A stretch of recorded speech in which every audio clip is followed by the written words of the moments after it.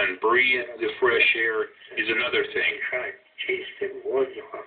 I don't want to say that no one can do it. I believe everybody can.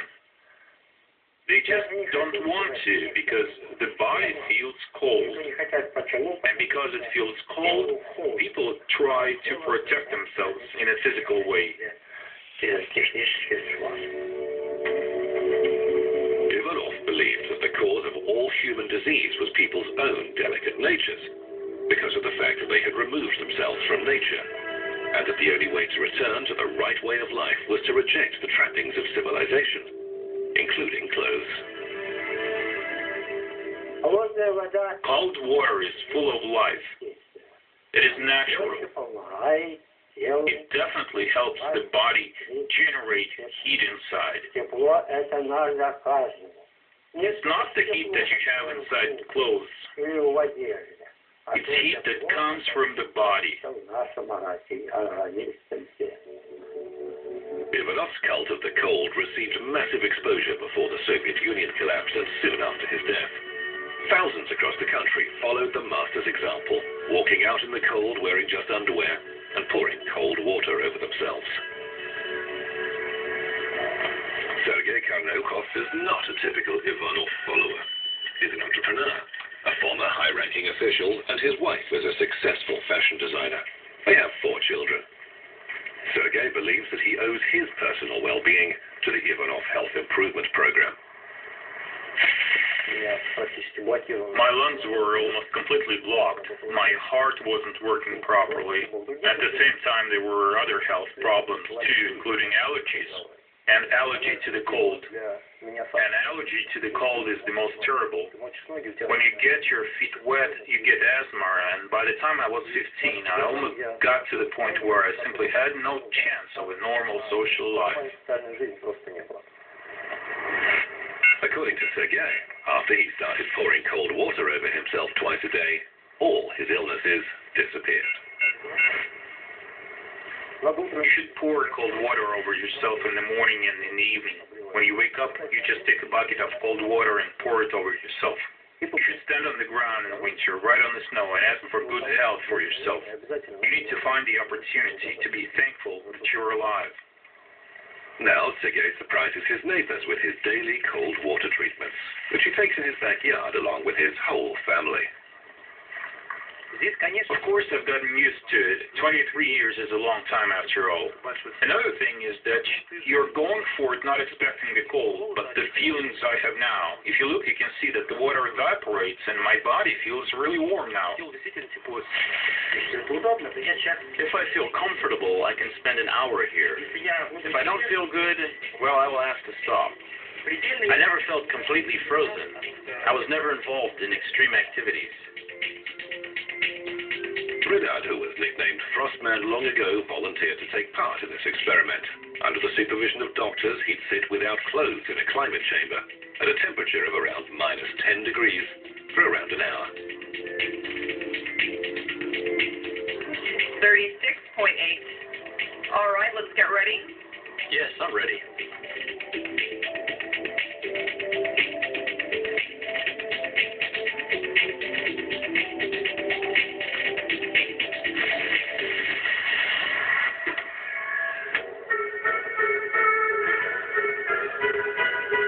This is no art house performance by a famous ballet. It's how the men from a group of winter swimming enthusiasts chose to broaden the scope of their weekly ice-cold swim. With this little swans routine, they've become long-standing celebrities of various international winter swimming festivals.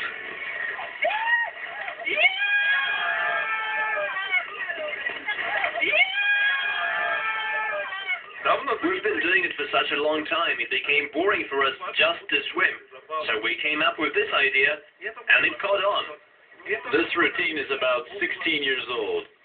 Even older. You can't get used to the cold. You can tolerate it, and you can struggle with it. Here, we're struggling with it, using our body's resources. People who enjoy swimming in icy water are called walruses in Russia. Aficionados swim in sub-zero temperatures, maintaining that cold is a classic example of what doesn't kill you makes you stronger. See my head?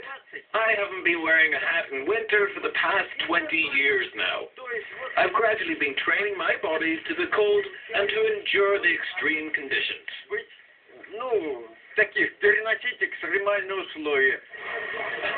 Mid-January, the Orthodox holiday of the baptism of Christ. The outside temperature is about -20, and there are long queues on the riverbank for a large hole in the ice. It's a Russian tradition, open-air swimming to mark this religious day. It's hundreds of years old, and people believe that it's a time when the water requires healing powers. Right now, only 10% of people here swim, and they will go on swimming, while others will still be waiting for the next baptism of Christ. The average person can survive in water in these conditions for no more than a quarter of an hour before fatal hypothermia sets in.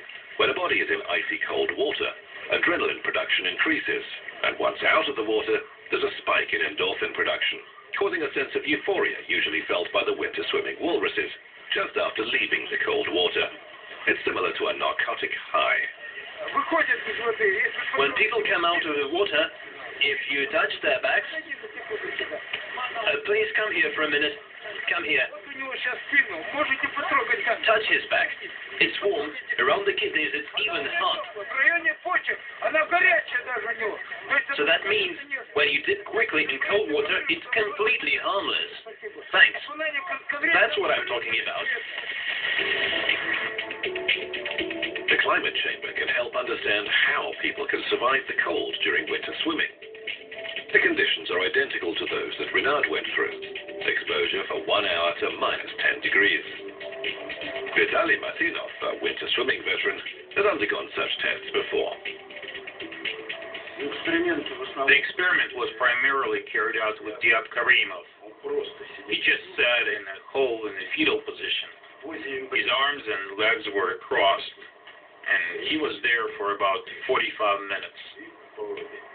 And I was in the next hole. It was about 10 meters long. So while he was sitting in his hole, I was swimming back and forth in mine for maybe 35 minutes or so.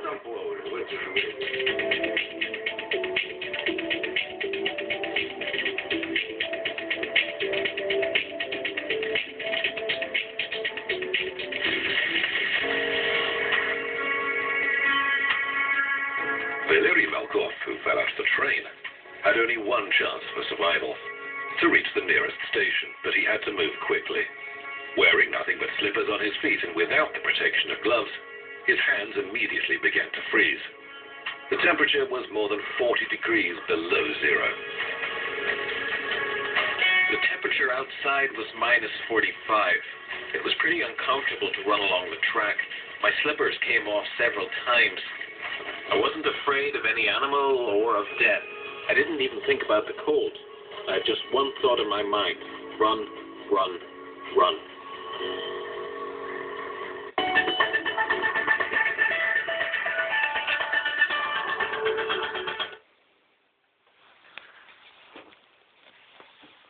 Дамы и господа, добрый день. Там было сказано, что тобе континуитет, то есть будет продолжение. Но будет ли продолжение, я не знаю. Итак, мои хорошие, после долгого перерыва, а у меня просто компьютер испортился, вот почему перерыв, я вновь поставлю одно видео. Итак, что мы здесь видим? Мы видим, что люди... Что они делают-то? Они побеждают мороз, мои хорошие. Я, например, служил в советскую армию. Представляете, такая вещь была раньше, советская армия. Это было 87-89 года. Было это в Костромской области, почти что под Уралом. Между Москвой и Уралом, короче. Вот. И в одной из зим было -45. -46, -47, я помню. И мы были в казарме. И в казарме, мои хорошие, было мрачновато. Я был кочегаром. Я был парашютист и кочегар. Ну, Планшетист — это типа интеллектуальная работа с картой. Карта из стекла. Там за картой офицеры. Офицеры, значит, смотрят, а я рисую, как летает американский разведчик СР-71, как сейчас помню. Летал этот разведчик со стороны Мурманска. Чуть-чуть переходил все-таки русскую границу, советскую тогда. Но он на очень большой высоте, на очень большой скорости. И, естественно, по нему не пускали никакой ракеты. Вот. Ну, к чему все это? Ну, просто вспомнил Россию, блин, армию, холод. Ну, я тут, как говорится, не отойду от темы. Значит, смотрите, в Тибете есть монахи, которые, значит, у них такие соревнования. Сколько простыней можно и нужно сушить. Да? Причем просто не мокрые. И на земле, на улице минус 20 там. И вот они сушат, пока будет сухая. И, допустим, там монах, который занял первое место, сушил, значит, своим телом сколько? 20 простыней, допустим. Еще там такой момент в Тибете. Тот, кто высушил больше простыней мокрых, тот занимает должность настоятеля монастыря. Да. В начале этой передачи мы видели немножко Иванова. Иванов — это наш, его называют русский бог. Конечно, он не русский, то есть он русский, но не бог. Ну, не в этом дело. Значит, этот Иванов. Продолжается передача, мои хорошие. Все. Звук.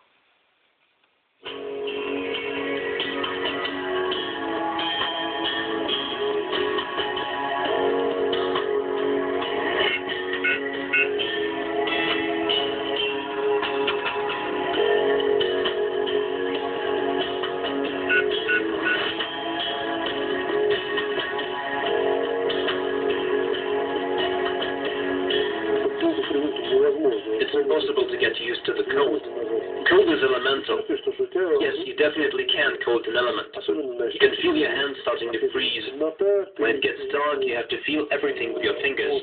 And to do that, you have to take off your mittens. Then, at best, your fingers immediately turn red.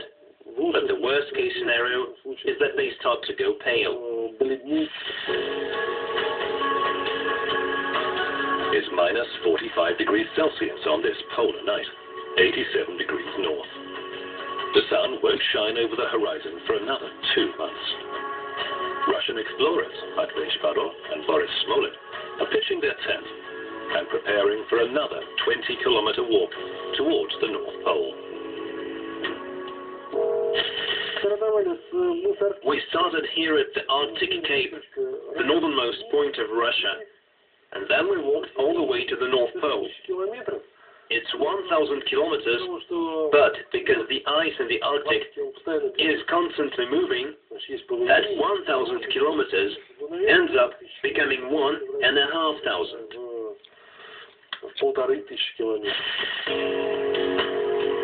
Shpadov and Smolin had to face many challenges during their night walk to the North Pole. Even in such cold conditions, people still sweat. And that's considered to be the main threat of polar explorers, because at minus 40 degrees with wind speeds of 20 meters per second, moisture on the skin evaporates quickly, leading to fatal hypothermia 10 times quicker than usual. Also, at such extreme temperatures, the body expends enormous energy simply to maintain its core temperature. We did many calculations over our journey. Every day we ate 5,000 calories worth of food. An ordinary man in an office consumes maybe 2,500 per day. When you eat a piece of bacon, after an hour and a half, maybe 2 hours, it starts working. It turns into calories, and that's when you feel warm and well.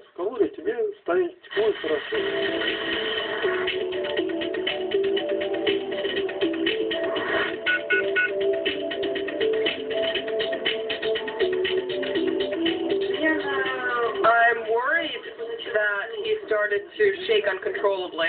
His body temperature is starting to fall. He says he feels okay. Let's get him out of there. The subject believes that he can carry on. The 30 minutes he's already spent in the climate chamber is nowhere near his limit. According to Vitaly Martinov, the fact that he started shivering is the body's normal response to cold, and he could spend at least another half hour in the chamber. But the doctors observing the test were adamant that he should not continue. You don't feel anything at all. If you withstand the cold, apathy sets in, and your brain switches off.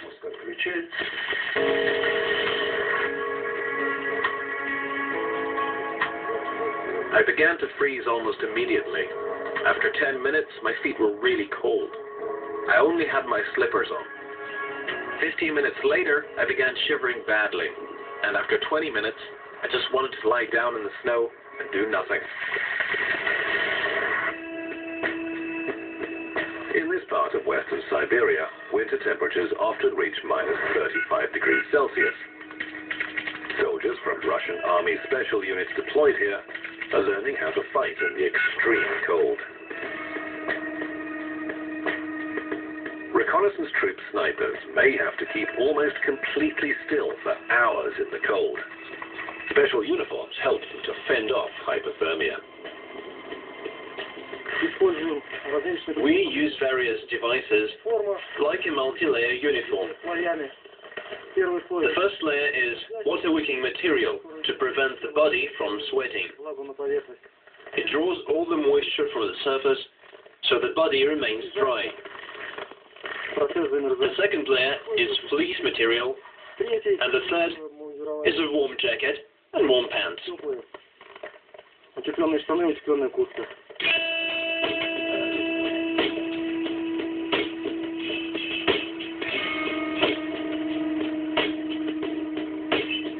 Some of these soldiers have been drafted into the army from Russia's southern regions.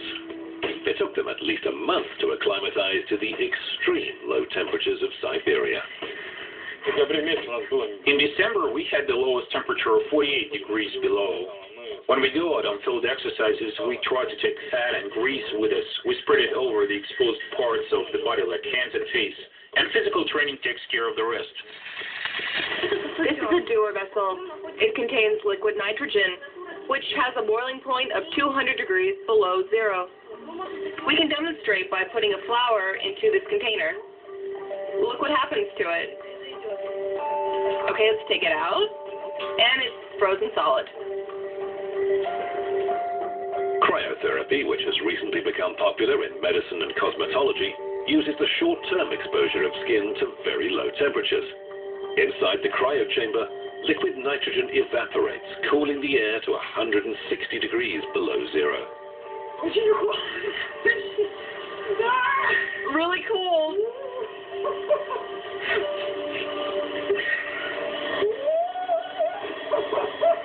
Do you feel okay? I am alright.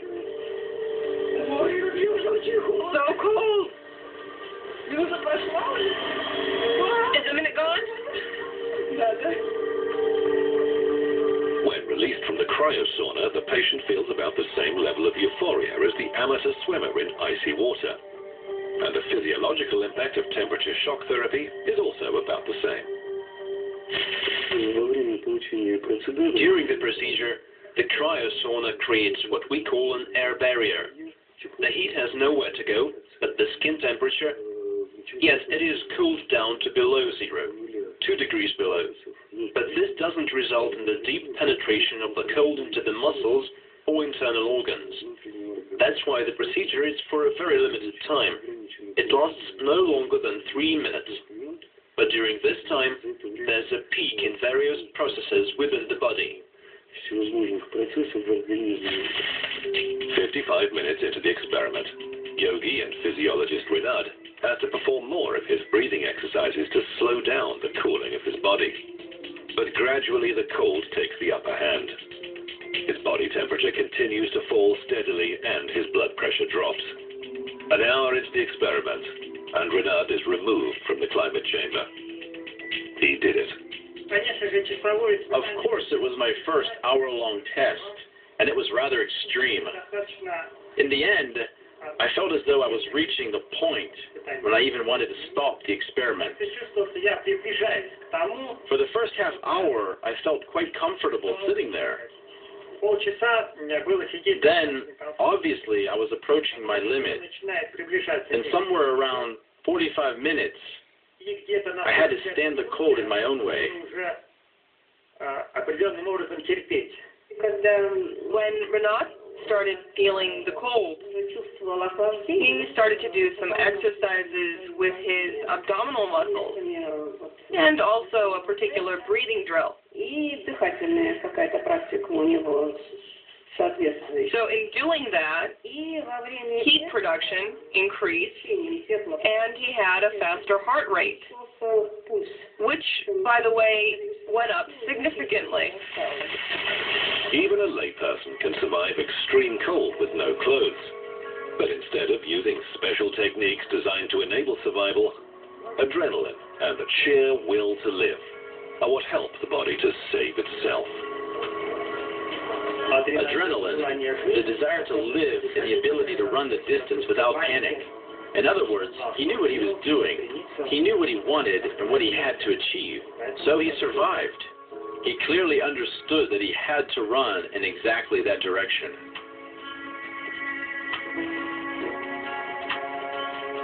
I finally saw the station after half an hour of running. Those last few hundred meters were the hardest for me.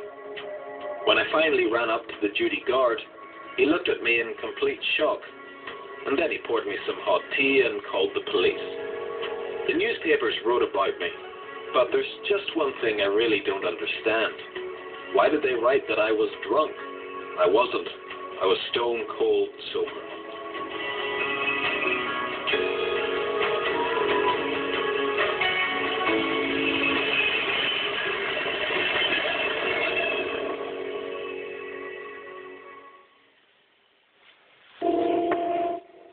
Вот и все, мои хорошие. Итак, то, что мы видели, мои хорошие, это что? Это детский сад. Да?